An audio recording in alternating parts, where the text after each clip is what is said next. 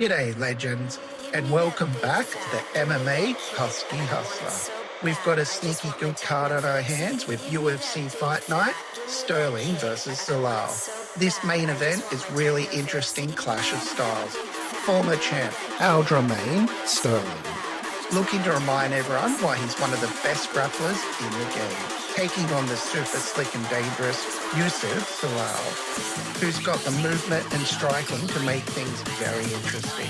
Sterling is about pressure, grappling and control, and once he gets this fight to the mat, he's one of the best in the world at taking the back and making life miserable for his opponents. On the flip side, Zalal is tricky, creative, and constantly moving. He's the kind of fighter that can frustrate you on the feet and make it really hard to get a read on him if you can't pin him down. As always, me and my Husky are breaking down every fight, giving you the picks and maybe a cheeky upset or two. So help us out by liking the video and subscribing. We're hunting down 1,000 subscribers. And remember, anything can and will happen inside the octagon. Stay sharp and stay husky. Activate the baseline system rebooting.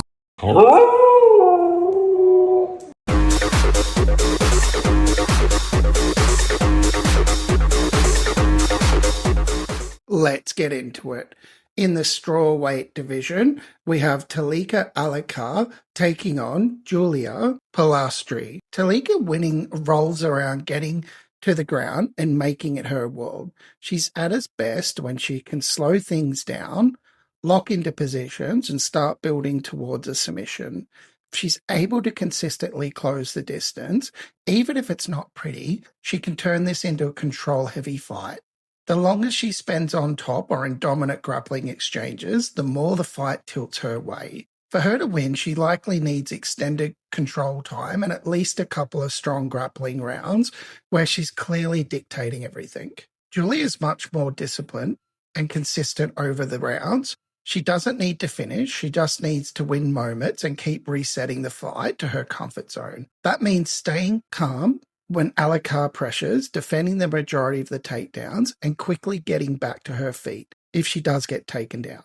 On the feet, she can edge rounds by being the cleaner, more active striker and making Alencar work every time she tries to enter.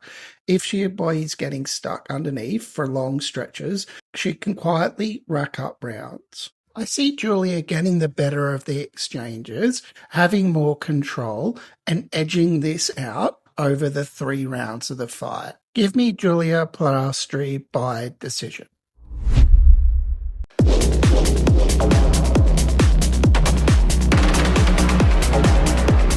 In the featherweight division, we have Griffin taking on Victor Valenzuela. Max wants to turn it into a clean technical striking match, calm and measured, where he can work behind his jab, manage distance, and land the sharpest shots. If he's able to keep the fight in front of him and avoid getting dragged into scrappy exchanges, he can slowly take over the 3 rounds. That kind of composure can lead to him picking up rounds with cleaner work and better control. Victor wins the fight by making sure it never looks like that. His path is pressure, pace, and forcing Griffin into uncomfortable situations. He needs to close the distance and mix in clinch work, keep the fight messy enough that Griffin can't settle into rhythm.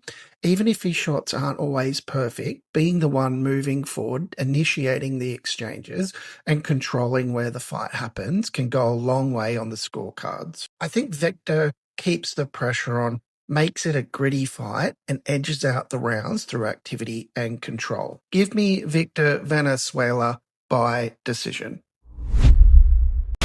It doesn't really seem I'm getting through to you. Though I see you weeping, so sleep. Coming up next, we have Jafel Filho versus Cody Durden. Filho wants to drag Cody into his world early and making every exchange dangerous. He doesn't need control time, he just needs a scramble. If Filho can either initiate the grappling or force Durden into reactive shots, that's where he thrives. The key for him is attacking immediately, jumping on the neck, threatening off the back, or capitalizing when Durden leaves something exposed during a takedown. Filho's path is speed an opportunity. If he finds even a half opening, he's the type to lock it up before Durden can defend properly. For Cody, he needs to stay composed and wrestle without getting reckless. His best chance is controlling position safely, keeping his head out of danger, and forcing Filho to carry weight over time. If he can slow things down and avoid those chaotic scrambles, he can take over. But that's easier said than done against someone who's constantly hunting submissions. This looks like one of those fights when the earlier minutes are everything. Durden shoots or engages, Filho welcomes it, and instead of getting controlled, he flips the script in a scramble. Give me Jafel Filho by submission.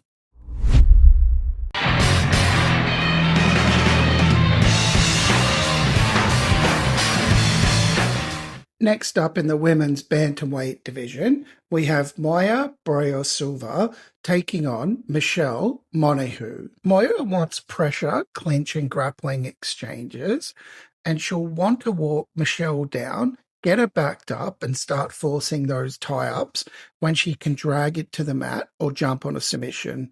If she gets this into scrambles or prolonged ground moments, that's where she's most dangerous. One small mistake and she can flip the whole fight instantly. Her path is creating chaos and capitalizing on it. Michelle's path is all about staying one step ahead for the full 15 minutes. She needs to keep the fight at range and stay light on her feet, avoid getting stuck in those clinch positions when Mayra thrives every time Mayra tries to close distance. Michelle should be making her pay with clean shots, then resetting before anything develops. It's not about hunting Mayra, it's about controlling the fight, touching her, move, stay composed, and don't get greedy. If she can consistently defend the takedowns and disengage quickly, she can keep the fight in her world. I see Michelle staying sharp the entire fight, especially early. She can avoid the big grappling moments. She can edge this on the scorecards. Give me Michelle Montague by decision. Who let the dogs out? Who let the dogs out? Next, in the middleweight division, we have Sedriques Dumas taking on Jackson McVey. Sedriques is still an explosive starter. He comes out fast, long, and aggressive, trying to overwhelm McVey before he can settle. He'll throw big shots, try bully forward, and make it uncomfortable immediately. His best rounds are the early ones, where his athleticism and pressure can drown opponents before they get reads. Jackson isn't looking to survive and build, he's looking to fight fire with fire. That means he's not backing up and resetting the pace. He's meeting Dumas in the pocket and exchanging. He's willing to sit in those messy moments and trade hard shots rather than try to outmaneuver them. This is a 50-50 fight. It's one of those chaos fights. Whoever wins the first. Give me Jackson McVey by knockout and Sedriques Dumas going back to the doghouse. Get in there. What? Not a big fan of that look. I got you.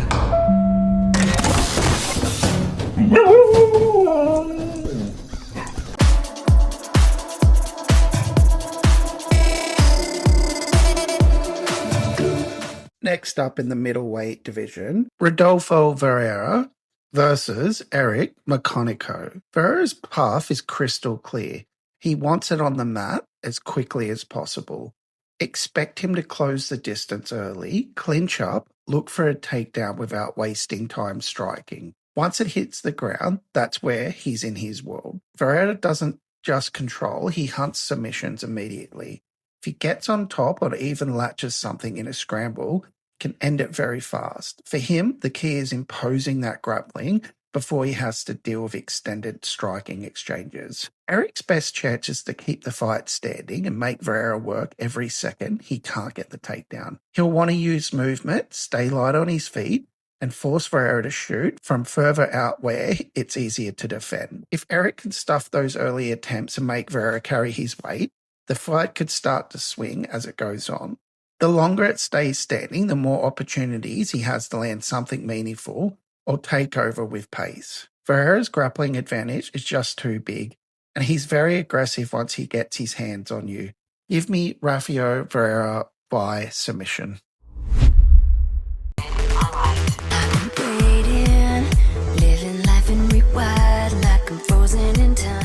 Kicking off the main card, we have two of the big boys going at it in Marcus Buchecha versus Ryan Spann. Marcus's path is simple.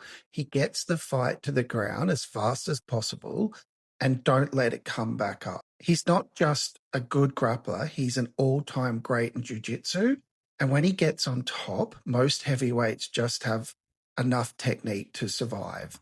His MMA wins have mostly come by quick submissions, usually early because once he gets control, he doesn't waste time. The danger for him is the entry. If he can close the distance, clinch, or even just drag Spann down off a scramble, that's where the fight flips instantly. Spann might be a submission threat on paper, but Marcus is levels above technically. Spann's path is more chaotic, but very real. He's longer, hits hard, and is dangerous in scrambles. He's also got a ton of finishes on his record, including both knockouts and submissions, and a lot of them come early. The key for him is to make it messy before it hits the mat cleanly. If he can stuff the first shot, force Marcus to shoot sloppy, or catch him coming in, then suddenly Marcus is in a fight he doesn't want. We're already seeing Marcus struggle when he can't dominate grappling exchanges and starts to gas or get stuck at range. Spann doesn't need perfect technique here. He just needs one moment, a big shot, a scramble, or even jumping on a neck if Marcus shoots badly. Marcus is going to be very aware that striking with Spann is a bad idea, so expect a very grappling-heavy, urgent approach.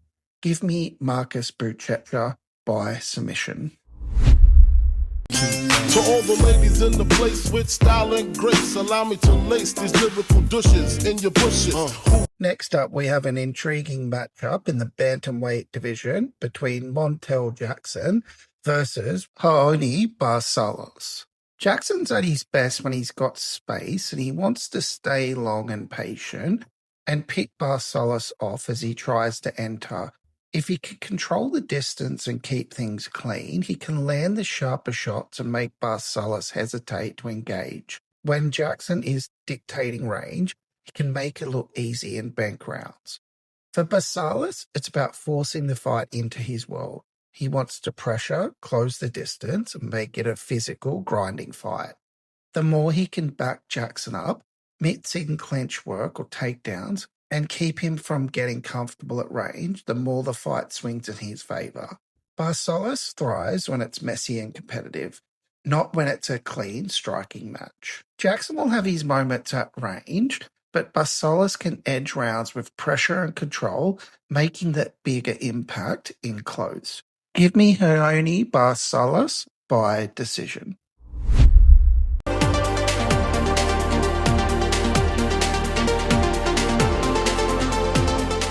Up next on the card, we have two of the bantamweights going at it in Davey Grant versus Adrian Luna Martinetti. Grant's path is all about experience and making it fight that's uncomfortable.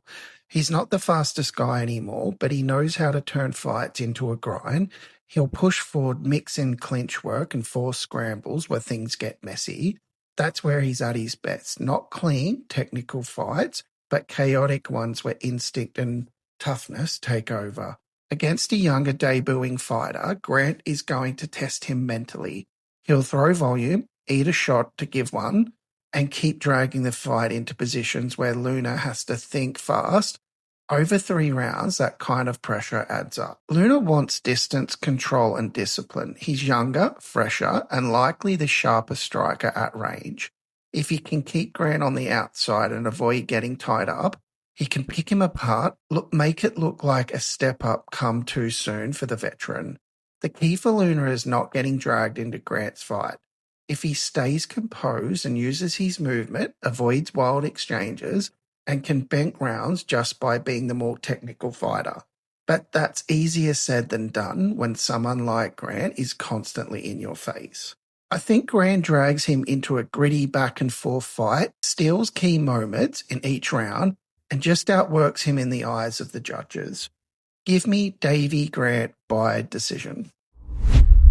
There's vomit on his sweater already. Mom's spaghetti, he's nervous, but on the surface he looks calm and ready to drop bombs. Coming up next in the lightweight division, we have Rafa García taking on Alexander Hernandez. Garcia is going to try and make this ugly. He'll walk forward, look to close the distance and turn it into a grind, clinching, pushing Hernandez to the fence and mixing in takedowns to zap his energy.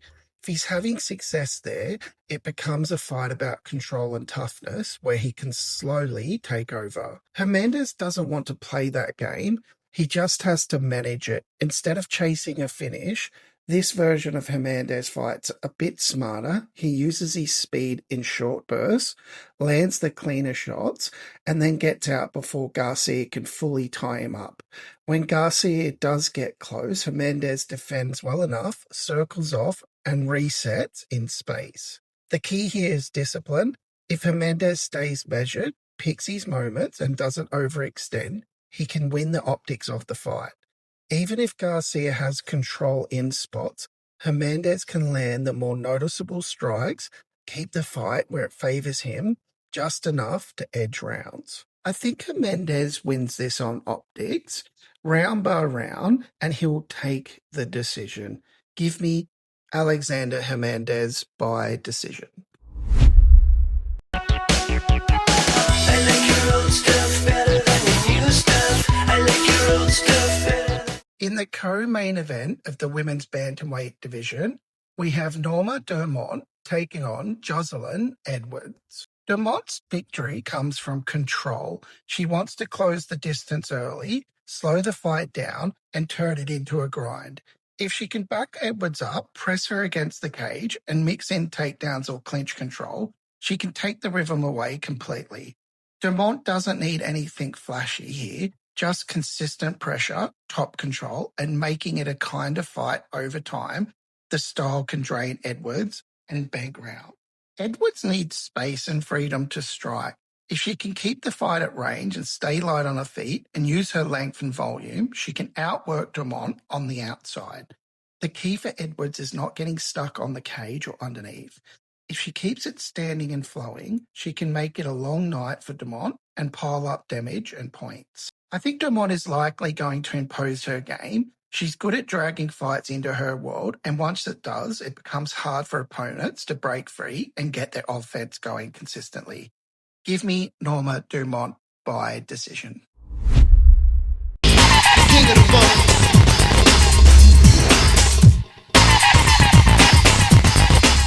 And in the main event of the featherweight division, we have Adrian Sterling taking on Yusuf Zalal. Sterling's path is pretty clear. Suffocate the fight. He's at his best when he's forcing scrambles, chaining takedowns, and taking the back. If he can close distance early, get Zalal to the fence and start working his grappling, that's where he thrives. He doesn't need clean takedowns every time either. He's great at turning messy situations into control time. Once he gets to the back, he's one of the best in the UFC at locking things up. Over the 5 rounds, he could just bank control, wear Zalal down, and either find a submission or cruise to a decision. Zalal's key is keeping the fight at range and making it messy in a different way on the feet. He's super fluent, switches stances, throws a lot of kicks, and can be hard to track down. If he can stay off the cage, stuff first layer of takedowns, and make Sterling shoot from too far out, he can start to pick him apart. The longer it stays standing, the better for Zalal.